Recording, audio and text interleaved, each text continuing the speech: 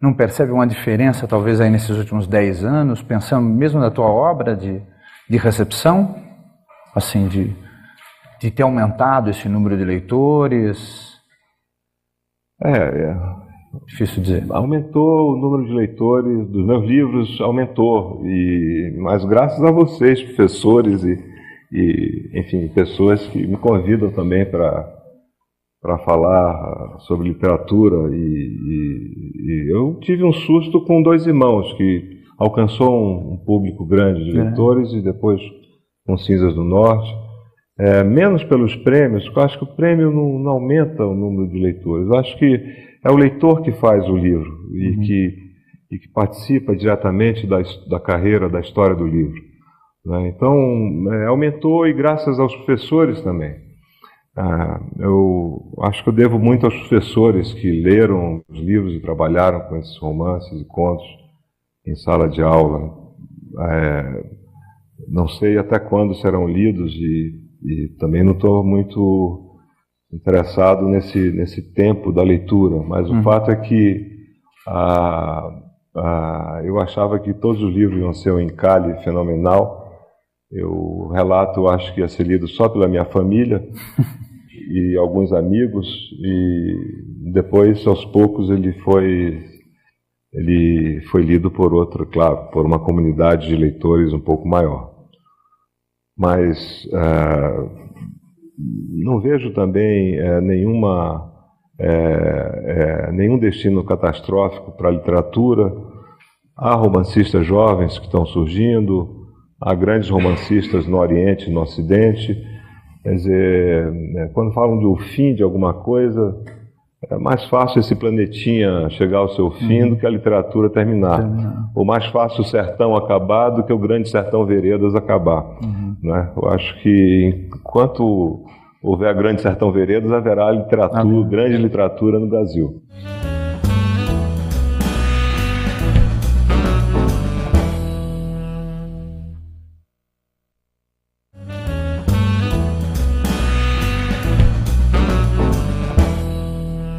Pensando na tua obra, acho que tem vários, ou é uma frequência, aparecer a leitura, aparecer o leitor, quase todas elas têm essa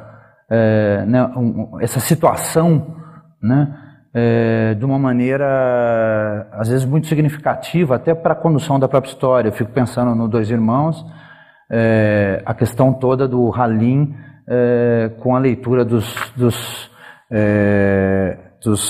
zagais, né?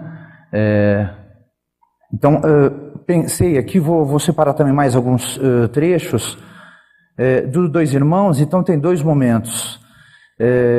Antenor Laval trazia-lhe livros e o convidava a ler poemas na pensão onde morava. Admirava a entonação da voz de Omar, que depois de recitar um poema do amigo, dizia: "Esta é a voz do teu único leitor." Os dois demoravam em casa, o caçula esvaziava a bolsa da mãe e arrastava Laval para a calçada do Café Mocambo, por onde passavam veteranas e calouras do Liceu Rui Barbosa. Num conto, Os Dois Poetas na Província, da Cidade Ilhada, também tem um outro personagem, professor e apaixonado, admirador e tudo mais que a gente pode pensar da França e de Paris, né? Zéfiro, e tem uma situação que é a seguinte: Zéfiro começou a recitar poemas franceses, primeiro Lamartine, depois Victor Hugo, por fim Baudelaire. Repetiu com uma voz pastosa nomes de ruas de Saint-Germain, do Marais e dos arredores da Bastilha. Essa prova de lucidez lhe deu um pouco de ânimo. Quando se cansou, os olhos vermelhos e aguados fixaram-se no mapa da cidade que sempre sonhou conhecer. Agora era tarde demais. Bocejou, a cabeça oscilou e estalou no encosto. Então, para mim, fica pensando que teriam, óbvio, outros. Uma curiosidade minha: você lê as tuas obras em voz alta quando você escreve? uma pergunta. E aí, o que você acha realmente, no mundo de hoje, qual o papel que a leitura pode ter na vida das pessoas e como você vê o papel do leitor hoje em dia? É possível formar um leitor? Você que foi professor ainda. Não sei nem por onde eu começo a responder, porque nos livros, nos romances e contos, há vários poetas e artistas, o Arana, Os Senhores do Norte, esse romance que eu estou tentando terminar é narrado por uma mulher, por uma tradutora. Eu acho que tudo isso faz parte também dos meus anseios e das minhas frustrações. Um poeta que eu não fui, ou que eu tentei ser, e depois derivei para a prosa. Então, são experiências, vamos dizer, minha e de pessoas que eu conheci, e também de leituras que eu fiz, leituras poéticas. E nesse caso é uma história desse conto, são gerações, vamos dizer, bem distantes, e de alguém que está indo para Paris, e de um velho professor que só conseguiu imaginar essa Paris com a qual ele sonhava e que nunca, enfim, ele de fato conheceu. Conhecia a literatura, que é uma forma também de conhecer o mundo. Então, eu acredito que a literatura ela seja uma forma mesmo de conhecimento e de uma maneira também de você sair do seu lugar, né? A literatura sempre fala do outro, né? De um outro exterior, mas também fala vamos dizer, de uma complexidade do ser humano, né? Quer dizer,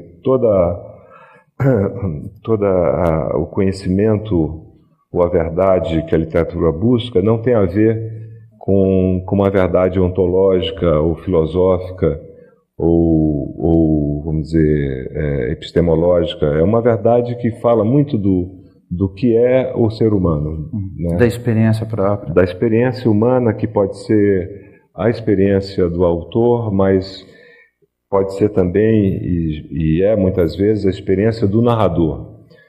E fica difícil, às vezes, imaginar que o narrador seja diferente do autor.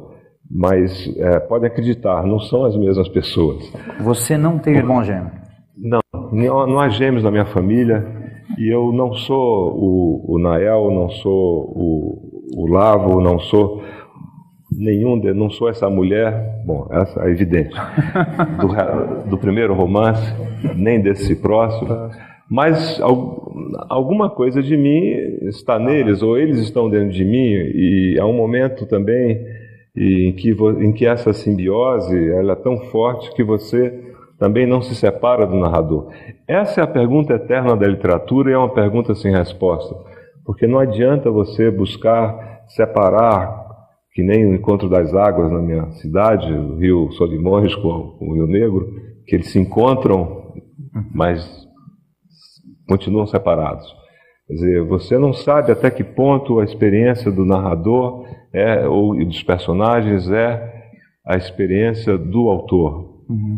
Há, vamos dizer, dosagens, às vezes é uma experiência maior ou menor que você transforma em linguagem, mas na medida que você transforma em linguagem, você já está criando, vamos dizer, inventando uma outra coisa e dando possibilidades a vários tipos de leitura, que é algo que sempre acontece com os leitores. Então, a pergunta eterna, sem resposta, você é o Nael, você é essa narradora do relato. Nossa, quantas vezes já me perguntaram. E há pessoas de caráter duvidoso nos meus romances. Claro, esse Arana é um artista, é um impostor, é um regionalista, um cara que só pensa nos valores da terra. Ele é vamos dizer, uma espécie de guru do mundo e, no entanto, será que eu tenho essa coisa má dentro de mim? Deve ter, porque eu não me irrito com quase mais nada, quer dizer, também não me revolto mais com muitas coisas, não tenho, vamos dizer, grandes arrobos, acho que todo o meu lado obscuro vai para meus personagens. É melhor resolver esse problema assim, transferindo. Uma terapia. E até de uma forma freudiana, uma transferência mesmo. Transferência. E como eu não faço análise, e a última vez que eu fiz há mais de 30 anos, a analista me disse, olha, vai escrever, porque tudo que você fala é uma invenção. Eu estou percebendo que você constrói coisas que... E eu estava falando a verdade, ela achando que eu estava mentindo. Então, foi uma experiência um pouco traumática, porque eu queria dizer uma verdade que ela achava que era uma mentira. E depois eu, de fato, fui escrever, seguindo o conselho dessa freudiana empedernida. Agora, é difícil formar um leitor, voltando à sua... Retomando, eu acho difícil... É muito difícil você formar um bom leitor, que não... Nessa formação não passa necessariamente vamos dizer, pela academia, por um curso de letras, mas passa pela formação do leitor na sua casa ou na escola. Daí a importância da escola pública de qualidade, porque milhões de crianças e jovens não têm acesso ao bom livro e a um bom ensino público, não é? Então há uma verdadeira segregação na sociedade brasileira, em que apenas poucas escolas, há escolas públicas boas, mas não são muitas, e a minha geração é uma espécie de elo perdido entre aquela escola pública razoável, no mínimo, dos anos 60, que era uma promessa também de escola pública democrática de qualidade, e o que veio depois, que foi totalmente desmontado pelo regime militar. Em tudo isso, vamos dizer, mudou a fisionomia da educação e a essência da educação pública no Brasil. Então, é difícil formar leitores, mas é um trabalho, como é difícil formar também um grande matemático, um intelectual. É mais fácil você ver um filme a ler Guerra e Paz, não é? Porque a literatura exige um esforço constante, ininterrupto. Em cada página você se depara com situações, eventos, conflitos, paisagens, descrições, diálogos, uma espécie de aluvião de coisas que acontecem. E se for um livro complexo, você tem que redobrar essa atenção. Você não pode se dispersar, não pode ler um livro e ver o jogo do Flamengo, com meu time ao mesmo tempo. Quer dizer, você tem que se isolar do mundo e entrar nesse outro mundo vamos dizer, com a alma e o pensamento, vamos dizer, concentrados naquele momento, vamos dizer, que descreve um outro, que constrói um mundo paralelo ao que você está vivendo.